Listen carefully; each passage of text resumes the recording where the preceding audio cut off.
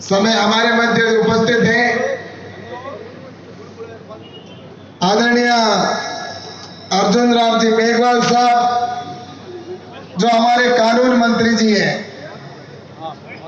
बाबा साहब अंबेडकर के बाद पहली बार कोई दलित परिवार से अगर कोई यहाँ पर अपने भारत का अगर कोई कानून और न्याय मंत्री बने तो हमारे मध्य विराजमान है आदरणीय अर्जुन जी मेघवाल साहब। और इसके साथ ही मंच पर विराजमान है मेरे बड़े भाई साहब, राज्यसभा में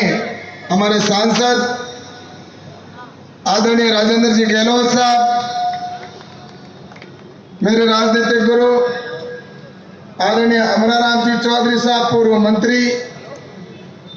और साथ ही मंच पर विराजमान है जगमीर जी छाबा साहब, हमारे प्रदेश के महामंत्री, महेंद्र जी कुमावत, प्रदेश के मंत्री, और साथ ही मंच पर विराजमान है हमारे विधायक और मेरे बड़े भाई आदरणीय अमीर सिंह जी बायल साहब और बाबू सिंह जी राजगुरु, हमारे जिले के अध्यक्ष, और परशुराम जी गिरी जी महाराज 1008 कनारा के बहन जी, परम पूज्य प्रातः स्मरणीय, और मंच पर बैठे हमारे सभी अतिथिगण, प्रथम नागरिक बहन सुमित्रा जी, और अंतर्राष्ट्रीय स्तर पर जिन्होंने नाम रोशन किया है सब मेरा भाई प्रकाश माली, गणपत जी भाटिया जी, प्रभाजी सिंह भी, सरवण सिंह जी, कान सिंह जी, बिशु साहब, और उपस्थित सभी मंच पर बैठे हमारे अतिथिगण, हमारे सामने बैठे हुए सभी, ये लाल पोतिया वाले, सफेद पोतिया वाले, गांव और ढाणी से आए सभी मेरे पिता तुल्य बुजुर्गों, सभी युवा साथियों, मातृशक्ति के रूप में बैठी माताओं बहनों और मीडिया के बंधुओं, आज ये परिवर्तन यात्रा बालोतरा में पहुंची है। मैं पिछले 4 दिन से इस परिवर्तन यात्रा के साथ हूं। ये यात्रा शक्ति और भक्ति का स्थान रामदेवरा से प्रारंभ हुई और हमारे राष्ट्रीय अध्यक्ष, हमारे रक्षा मंत्री आदरणीय राजनाथ सिंह जी ने इसकी लाल हरी झंडी दिखाकर इसको रवाना किया। इससे पहले 2 तारीख को हमारे राष्ट्रीय अध्यक्ष आदरणीय जगत प्रकाश जी नड्डा जी ने त्रिनेत्र गणेश जी से प्रथम यात्रा को प्रारंभ किया था। मैं इस यात्रा के साथ में लगातार चल रहा हूं। मैं देख रहा हूं कि इस यात्रा का जिस तरह से हर गांव में, हर जगह पर जिस तरह से स्वागत हो रहा है, जिस तरह से सम्मान हो रहा है, ये देखकर स्पष्ट लगता है कि इस राजस्थान के अंदर जो एक सरकार है जिसको हमने 4.5 साल पहले स्थापित किया, और उस सरकार से जनता परेशान है, और इस सरकार को अब उखाड़ फेंकने का निर्णय ले लिया है और परिवर्तन करना चाहती है। और ये परिवर्तन यात्रा का इस तरह से आज रात को यहाँ पर 9 बज रहे हैं, और रात को इस 9 बजे इतनी विशाल जनसभा के अंदर यहाँ पर जो इस तरह से इंतजार करके और इस यात्रा का स्वागत कर रहे हैं, इससे स्पष्ट हो चुका है कि अब इनके उल्टी गिनती के दिन शुरू हो चुके हैं। और वास्तव में हमें महसूस होता है, हम वास्तव में देखते हैं कि इस राजस्थान के अंदर पिछले 4.5 साल के अंदर जो हालात बनाए गए, हम देखते हैं कि राजस्थान के अंदर, जहां मेरा राजस्थान विकास के अंदर पूरे देश में 1 नंबर पर था, राजस्थान शिक्षा की दृष्टि से आगे बढ़ रहा था, 1 या 2 नंबर पे था।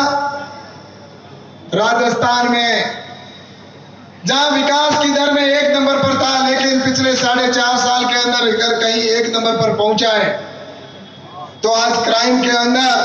राजस्थान 1 नंबर पर पहुंचा दिया इन 4.5 साल के अंदर। राजस्थान को इन 4.5 सालों के अंदर जिस तरह से मैं देख रहा हूं कि यहां पर बहन बेटियों के साथ बलात्कार में इसको 1 नंबर पर पहुंचा दिया इन लोगों ने। हमारी बहन बेटियां सुरक्षित नहीं है। अगर कोई घर से रात को, अगर दिन में अगर बहन निकलती है तो शाम को कोई गारंटी नहीं है कि वो रात को सुरक्षित घर पहुंचे, क्योंकि आज इस राजस्थान में बलात्कार की घटनाओं में अगर देखा जाए तो लगभग रोज का जो एवरेज है वो 19 बहनों के साथ में बलात्कार का प्रतिदिन की घटनाएं इस प्रदेश के अंदर हो रही है। इस राजस्थान के अंदर अगर कहीं एक नंबर पर यह है तो डीजल के भावों में एक नंबर पर पहुंच गया। भ्रष्टाचार में राजस्थान एक नंबर पर पहुंचा। आज सचिवालय के अंदर आपने देखा होगा कि जिस तरह से वहां पर पैसा करोड़ों रुपए का मिल जाना और उसके साथ ही सोना भी मिल जाना, और इस प्रदेश का सर्वे का आंकड़ा कहता है कि प्रत्येक लगभग 85% लोग कहते हैं कि हमने कहीं न कहीं घूस देकर या रिश्वत देकर हमारा काम निकलवाया। ऐसा राजस्थान बना दिया इन्होंने। या कोई भी अधिकारी आता है तो यहाँ के विधायकों को, जो कांग्रेस के विधायक हैं, वो लूटने में लगे हुए, बिना घूस के कोई अधिकारी लग नहीं सकता। और वो आता है तो जनता से पैसा वसूल करता है, क्योंकि उसने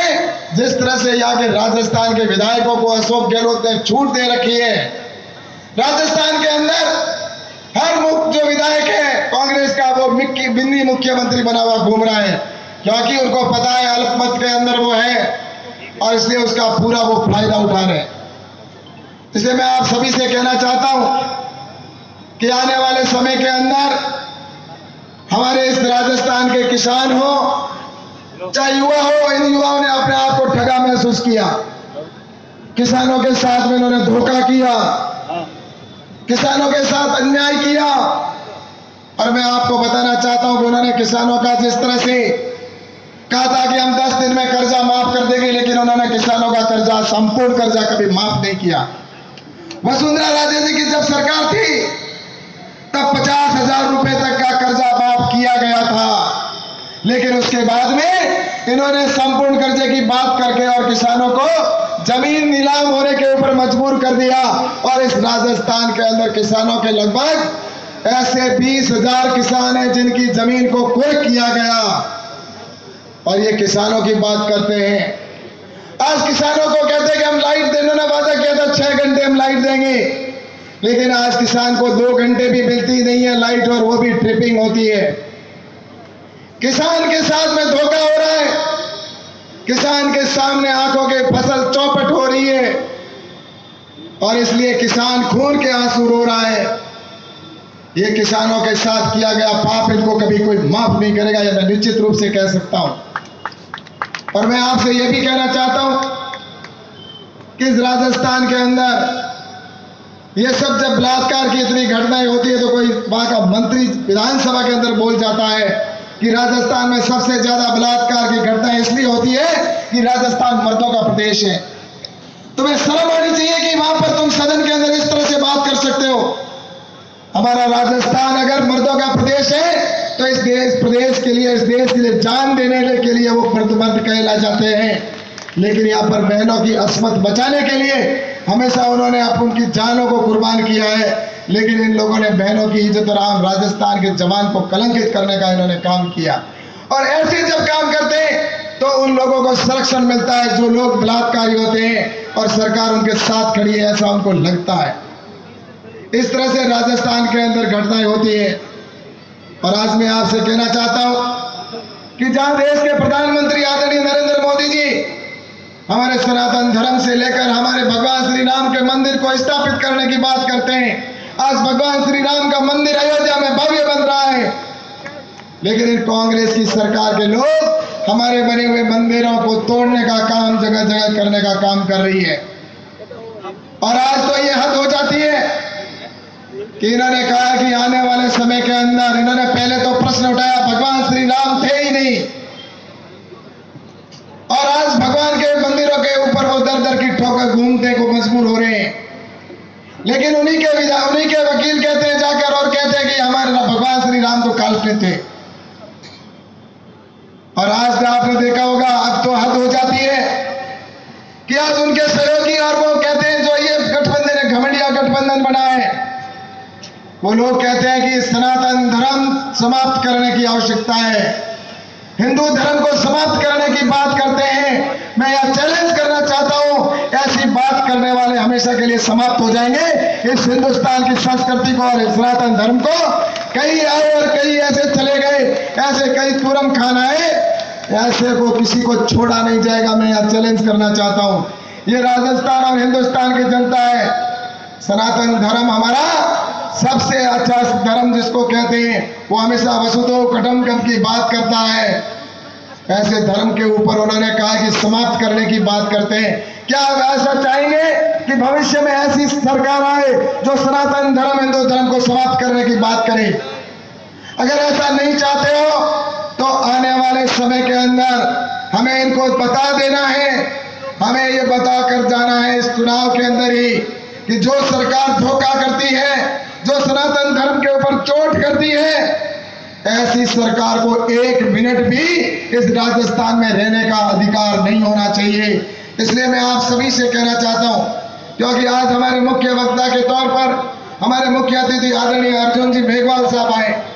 मैं ज्यादा समय नहीं लेना चाहता आपके बीच में, मेरे को तो आप हमेशा सुनते ही हो, लेकिन आज अर्जुन जी मेघवाल हम सभी को संबोधित करेंगे, तो मैं ज्यादा से ज्यादा समय उनको देना चाहता हूं। इसलिए मैं आप सभी से कहना चाहता हूं कि आप आज यहाँ पर आज अर्जुन जी के सामने दोनों हाथ खड़े करके ये विश्वास दिलाएं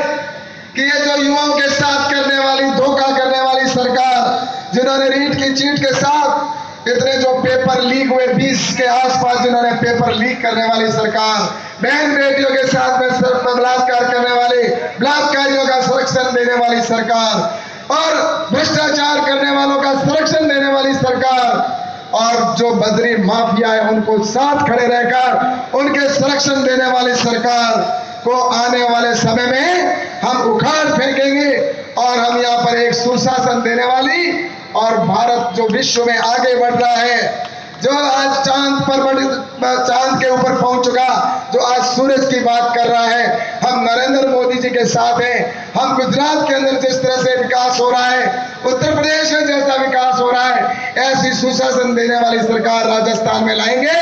और ऐसी निकृष्ट और भ्रष्ट सरकार को उखाड़ फेंकने का संकल्प लेकर यहाँ से अभी सभी जाएंगे। और आप सभी यहाँ पर उपस्थित मंच पर बैठे सभी को आप विश्वास दिलाएं, दोनों हाथ ऊपर करके और मुट्ठी भींच के भारत माता की जयकारा करके आप विश्वास दिलाएं। बोलो भारत माता की, भारत माता की। धन्यवाद। जय हिंद, जय भारत। मैं आप सीधा ही निवेदन